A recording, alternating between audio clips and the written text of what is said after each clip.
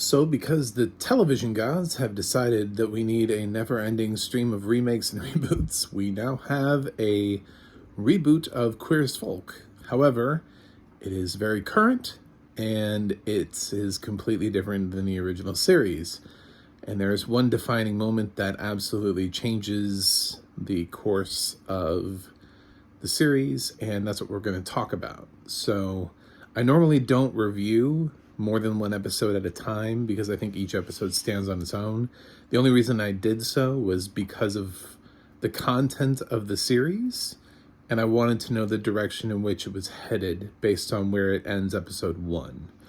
I will be talking about spoilers. There's a reason for that. So if you're here, it's because you want to know why there's a content warning on Queer as Folk. And I will answer that question for you. I'm not going to go into heavy spoilers, but I do have to talk about why there's a content warning. I'm actually from Orlando, so I actually am part of the community that experienced the Pulse nightclub shooting.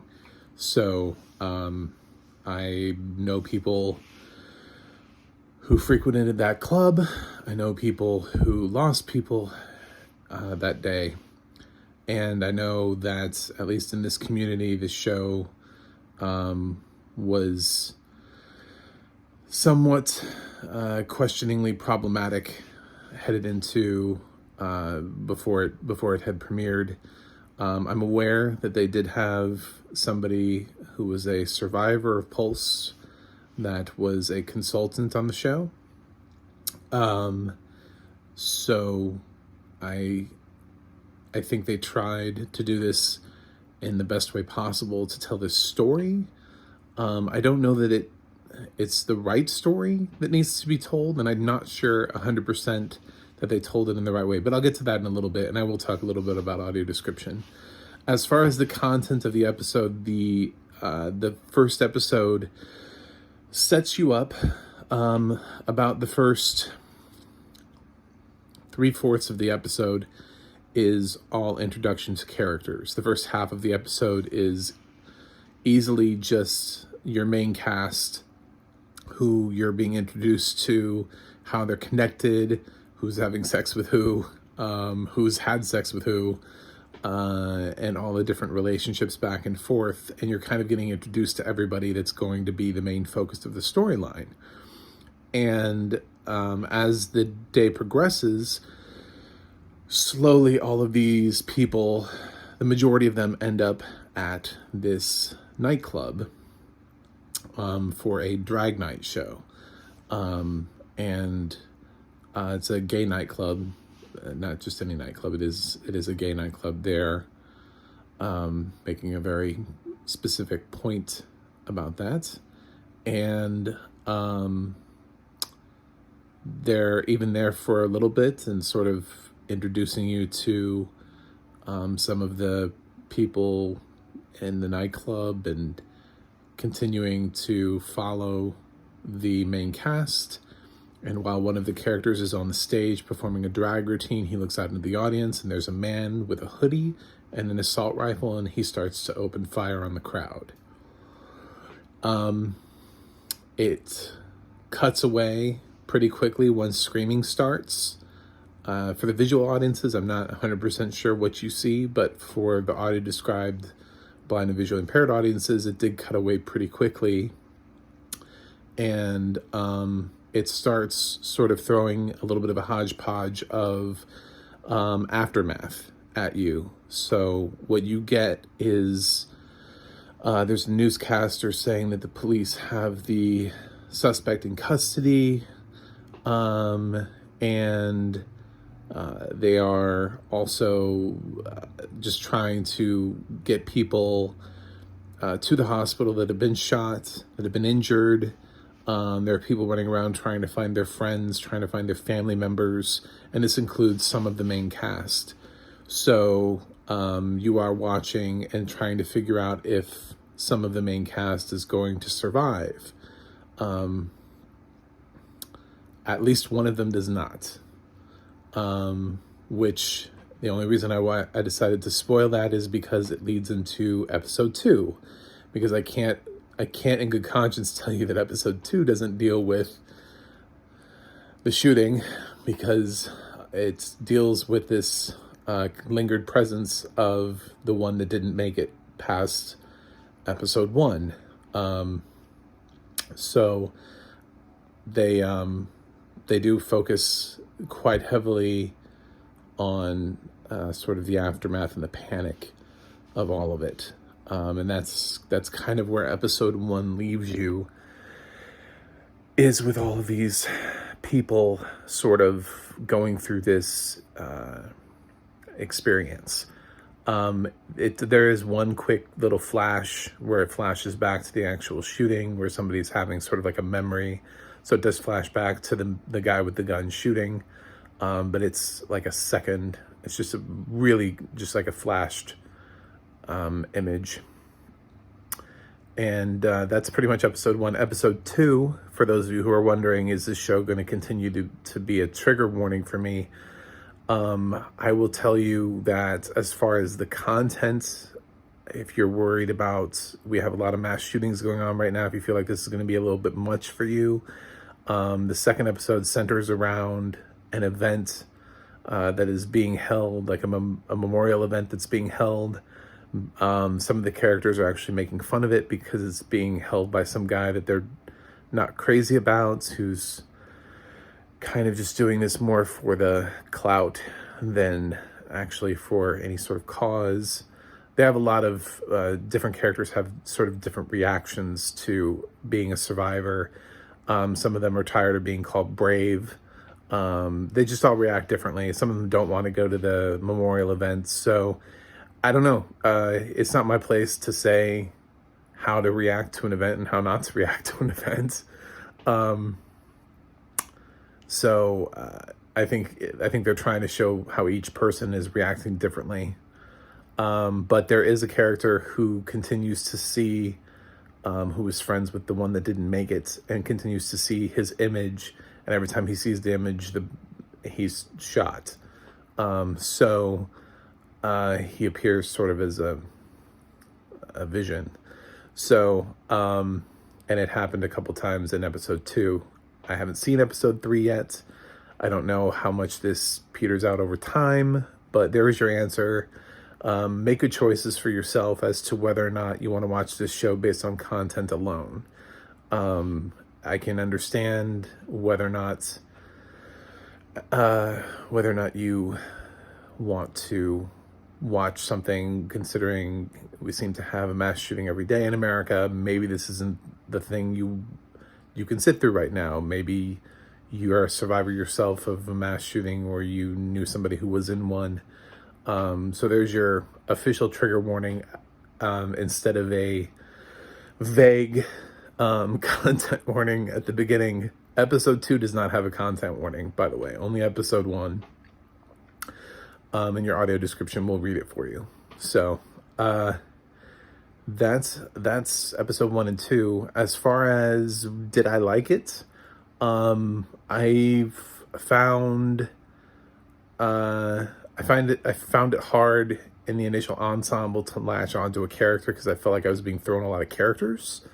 For obvious reasons, I assumed, because I knew that there was going to be a mass shooting in the episode, and I assumed it was because we were going to see some of them disappear. We only saw one of them disappear, so I wasn't entirely sure.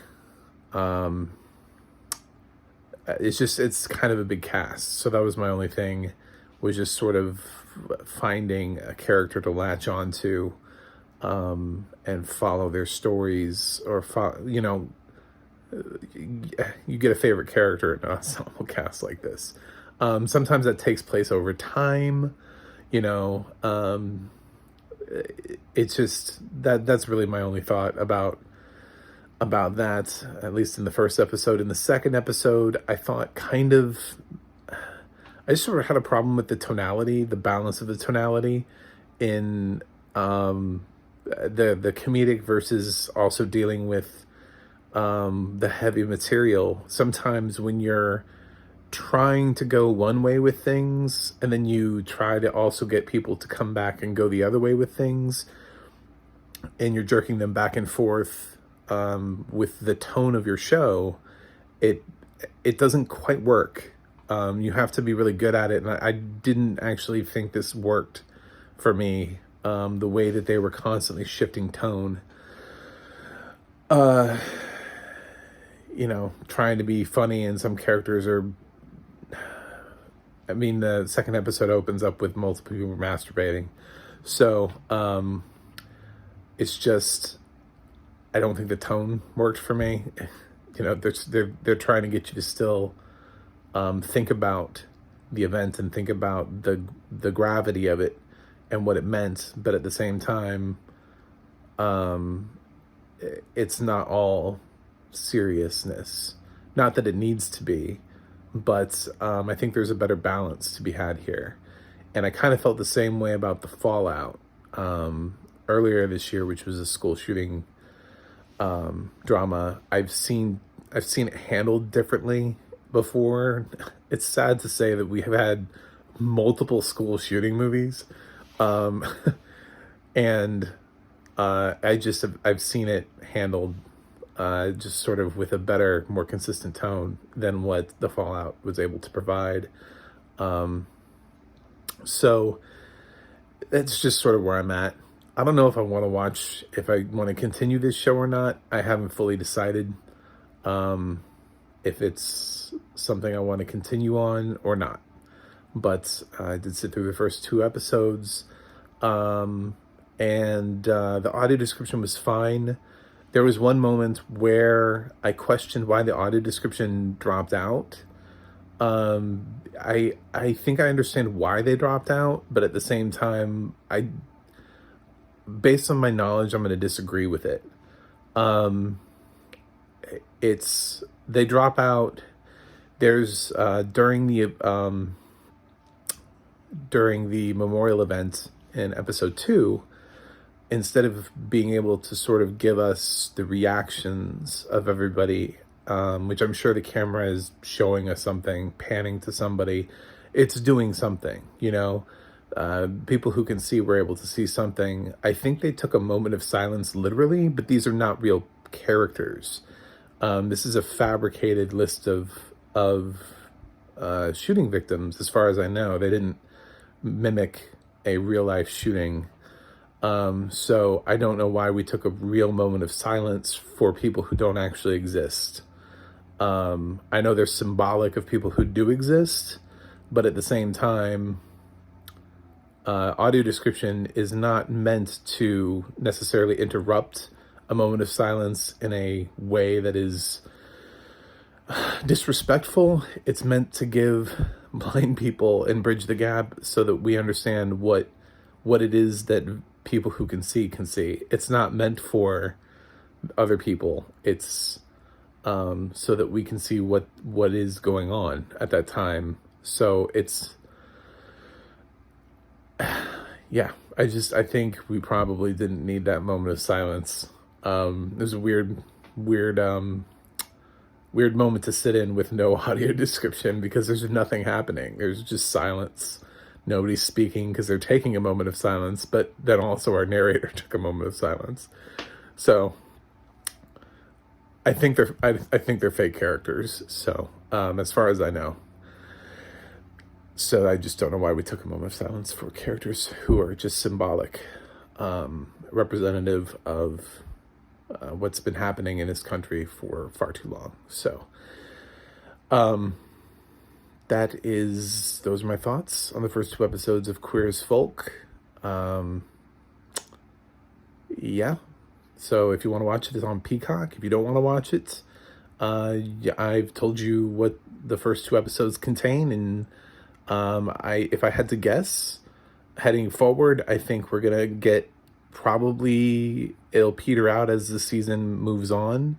It'll become less and less of a thing, but it's definitely going to be something they're going to continue to deal with because some of them have not dealt head on with their trauma.